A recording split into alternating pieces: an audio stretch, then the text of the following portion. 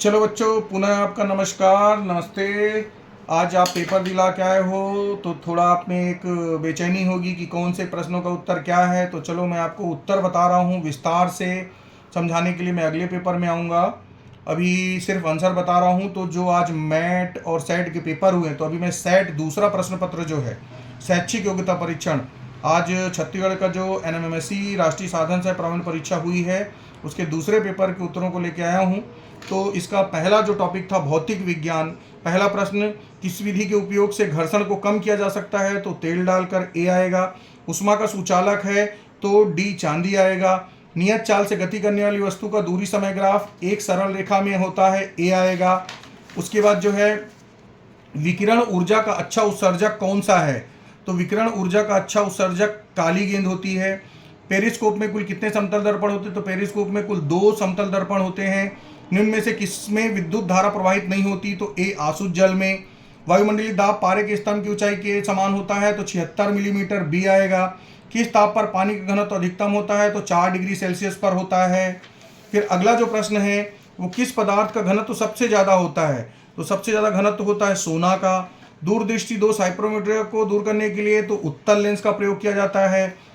क्षुद्र ग्रह किन 2 ग्रहों की कक्षाओं के बीच, तो ये मंगल और बृहस्पति ग्रह, डी आएगा इसका उत्तर जो है। 12 नंबर, 20 डिग्री सेल्सियस तापमान पर ध्वनि की चाल कितनी होती है, तो इसका एग्जैक्ट आंसर 343 मीटर पर सेकंड होता है। लेकिन चूंकि ऑप्शन में 340 भी दिया है, 348 भी दिया है, तो फिलहाल इसको मैं माध्यमिक शिक्षा मंडल जब तक उत्तर जारी नहीं करता है तो अपन इसको बोनस मान के चलते हैं। आगे आते हैं तो रसायन विज्ञान अगला टॉपिक है। तो रसायन विज्ञान में सोडियम का लैटिन नाम, 13 नंबर प्रश्न, तो बी होता है नेट्रियम। सोडा वाटर से निकलने वाली गैस की प्रकृति क्या होती है, तो अम्लीय होती है। आलू चिप्स के बंद पैकेट में आलू चिप्स को तरोताजा बनाए रखने के लिए नाइट्रोजन गैस का प्रयोग होता है। शक्कर को रंगहीन बनाने में कार्बन के किस अपरूप का प्रयोग होता है, तो लकड़ी के चारकोल का प्रयोग किया जाता है। निम्न में से कौन सा एक प्राकृतिक बहुलक का उदाहरण नहीं है, तो प्राकृतिक बहुलक का उदाहरण नहीं है तो नाइलॉन नहीं है। ध्वनि का वेग अधिकतम होता है तो लोहे में होता है। समुद्री जल के 1 लीटर में लगभग कितने ग्राम लवण होते हैं, तो 35 ग्राम होते हैं। छत्तीसगढ़ के किस जिले में झारा जनजाति धातु शिल्प का निर्माण करती है, तो ये रायगढ़ जिला आएगा इसका उत्तर जो होगा हमारा छत्तीसगढ़ का। उसके बाद 21 नंबर का जो प्रश्न है, निम्न अभिक्रिया का प्रकार है, तो यह अभिक्रिया संयोजन अभिक्रिया कहलाती है। जल की स्थायी कठोरता दूर करने के लिए कौन सा एक उत्तरदायी होता है, तो कैल्शियम, मैग्नीशियम के क्लोराइड तथा सल्फेट, ऑप्शन नंबर सी ये उत्तर होगा। कौन सा मिश्र धातु है, तो तांबा और टीन ये मिल करके मिश्र धातु का निर्माण करते हैं। फिर आपका जीव विज्ञान के प्रश्न है, तो जीव जगत के संगठन का सबसे निम्न स्तर है, तो कोशिकाएं होती हैं, ऑप्शन सी। पादपों में जल का परिवहन ये जाइलम द्वारा किया जाता है। कुक्कुट पालन, मुर्गी पालन को कहा जाता है, सी आएगा ऑप्शन 26 का। कीटभक्षी पौधा है ड्रोसेरा, इसमें बाकी ऑप्शन आप देख लीजिए। तो कीटभक्षी पौधा किसको बोलते हैं, ड्रोसेरा को बोलते हैं। ये जितने भी प्रश्न हैं, अगर आपने विगत वर्षों के प्रश्न पत्रों को हल किया होगा तो ज़्यादातर प्रश्न जो है रिपीट किया है। अमेलिक जोड़ी बनाइए जो मिसमैच है, तो ऊर्जा का घर क्लोरोप्लास्ट, क्योंकि ऊर्जा का घर माइटोकॉन्ड्रिया को बोला जाता है, क्लोरोप्लास्ट गलत है, पावर हाउस बोलते हैं। बीज बनता है, बीजांड से बनता है। 30 नंबर, विश्व पोलियो दिवस 24 अक्टूबर को मनाया जाता है। पौधों के जीवाश्म पर शोध करने वाले वैज्ञानिक जो हैं वो बीरबल साहनी, इनको माना जाता है। फिर अगला जो प्रश्न है, हमारे शरीर की त्वचा बनी होती है, तो एपिथेलियन उत्तक से बनी होती है। रेशम कीट के जीवन चक्र का सही क्रम है, तो सी ऑप्शन सही है इसका। अमीबा में प्रचलन अंग है, तो पादाप जो होता है इसको बोलते हैं। श्वसन लेना और छोड़ना कहलाता है श्वास लेना, तो श्वासोच्छ्वास जो होता है, ब्रीथिंग जिसको बोला जाता है, 35 नंबर का सी ये हमारा उत्तर होगा। अब आते हैं हम इसके दूसरे भाग सामाजिक विज्ञान पे। तो सामाजिक विज्ञान का जो पहला प्रश्न है, स्वतंत्र भारत के प्रथम गवर्नर जनरल लॉर्ड माउंटबेटन को बोलते हैं। महात्मा गांधी द्वारा चंपारण सत्याग्रह का प्रारंभ किनके लाभ के लिए किया गया था, तो नील की खेती करने वाले किसानों के लाभ के लिए किया गया था। पानीपत का प्रथम युद्ध किनके बीच लड़ा गया था, तो इब्राहिम लोधी एवं बाबर के बीच लड़ा गया था। स्वतंत्रता संग्राम का प्रथम संगठित विद्रोह हुआ था, तो 1857 में ये विद्रोह माना जाता है। मैं आपको अभी सिर्फ आंसर इसलिए बता रहा हूँ क्योंकि आज आपने दिन भर पेपर दिलाया है, ज़्यादा समय आपके पास भी नहीं है, मेरे पास भी नहीं है। चूँकि आपकी तात्कालिक जिज्ञासा को शांत करने के लिए मैं आपको आंसर अभी प्रेषित कर रहा हूँ, और विस्तार से मैं अपने अगले वीडियो में आपको एक एक प्रश्न का पूरा एनालिसिस करके समझाऊंगा। तो भोरमदेव का मंदिर किस जिले में स्थित है, तो कबीरधाम जिले में स्थित है। मनसबदारी प्रथा का संबंध किस राजवंश से है, तो मुगल वंश से है। कताई और बुनाई कला का आविष्कार किससे संबंधित है? तो कांस्ययुगीन सभ्यता से माना जाता है इसका। किसने घोषणा की कि स्वराज्य मेरा जन्मसिद्ध अधिकार है, मैं इसे लेकर रहूंगा? तो ये बाल गंगाधर तिलक जी का कथन था। आगे प्रश्न में आए तो त्रिपिटक ग्रंथ का संबंध। तो त्रिपिटक मतलब पिटक मतलब टोकरी होता था, और बौद्ध धर्म में अभिधम्य पिटक, सुत्त पिटक और विनय पिटक 3 पिटक प्रचलित हैं, और इन तीनों को ही मिलाकर के त्रिपिटक कहा जाता था। तो 44 का सी आएगा। 45 भारत के राष्ट्रगान के प्रणेता रविन्द्रनाथ टैगोर हैं, जिसे दीर्घ रूप में गाने में 52 सेकंड का समय लगता है। वायुमंडल के संगठन में नाइट्रोजन गैस 78% पाई जाती है। उसके बाद आगे आए तो निम्नलिखित में कौन सा विश्व में तांबे का अग्रणी उत्पादक है?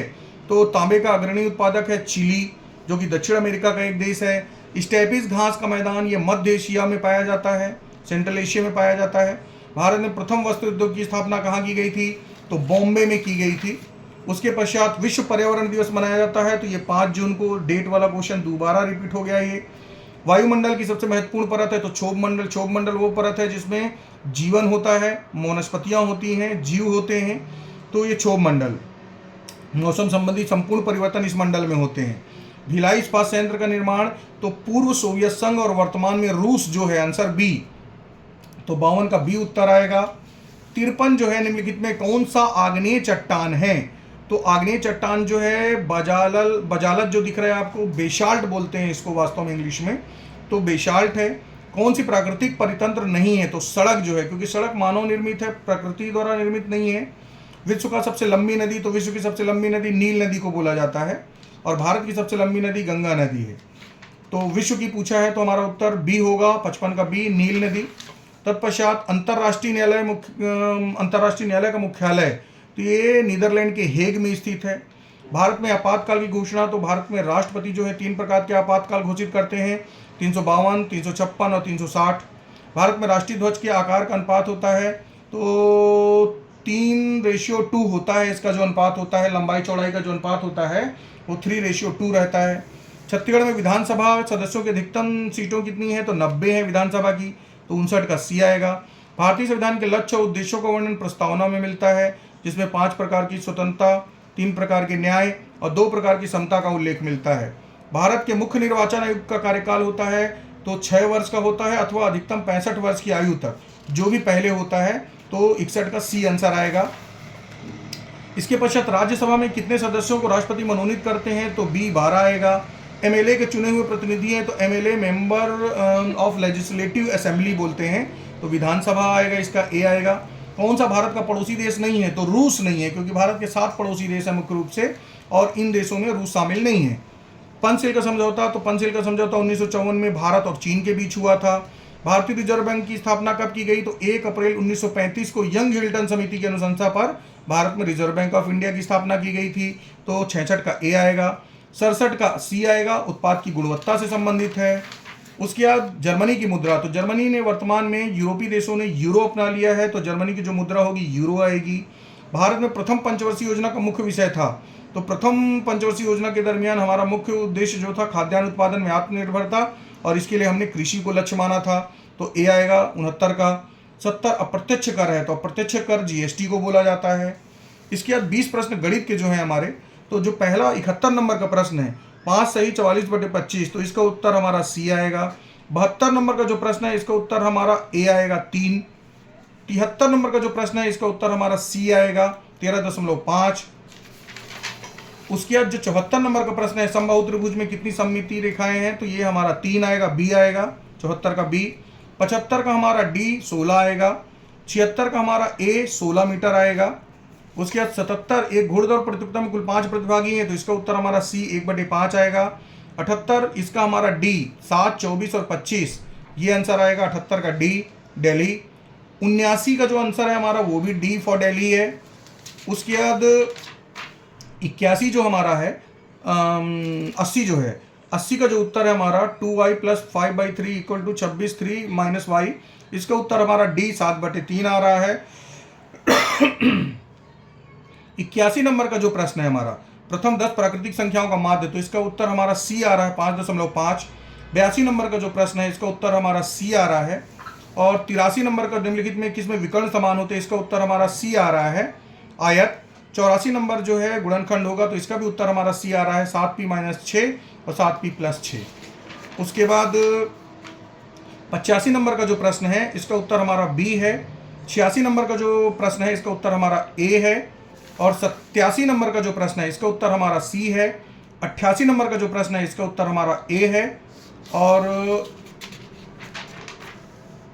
89 नंबर का जो प्रश्न है हमारा उसका उत्तर बी 24x³ है। और 90 नंबर का जो प्रश्न है इसका उत्तर हमारा ए 5,840 रुपये है। तो इस तरह से जो आपका सेट का पेपर था, तो विगत वर्षों से मैं तुलना कर रहा हूं, तो विगत वर्षों की अपेक्षा इस वर्ष का सेट का पेपर सरल है। तो दोनों पेपर में जिसने 50-50 या उससे ऊपर नंबर लाए हुए हैं वो अपना 100% सिलेक्शन मान के चल सकते हैं। जिनका इससे कम है और 80 के ऊपर है तो 80 के ऊपर भी संभावना मानी जा सकती है। लेकिन चूंकि इस बार पेपर सरल है और कई जिलों में जहां काम नहीं होता तो वहां पे भी इस पे अच्छा काम हुआ है, वहां के शिक्षकों ने अच्छा काम किया है, तो इस बार मेरिट ऊपर जाने के चांसेस रहेंगे। लेकिन 80-85 वाले जो हैं वो बॉर्डर में हैं, लेकिन जिन्होंने 100 दोनों पेपर मिला के 100 पार कर लिया है उनका 100% सिलेक्शन होने की संभावना रहेगी। तो आप सबको अग्रिम शुभकामनाएं, बधाई। और इन पेपरों का विस्तार से मैं आगामी वीडियोस में आपको डिटेल से पूरा समझाते हुए इनके आंसरों से आपको अवगत कराऊंगा।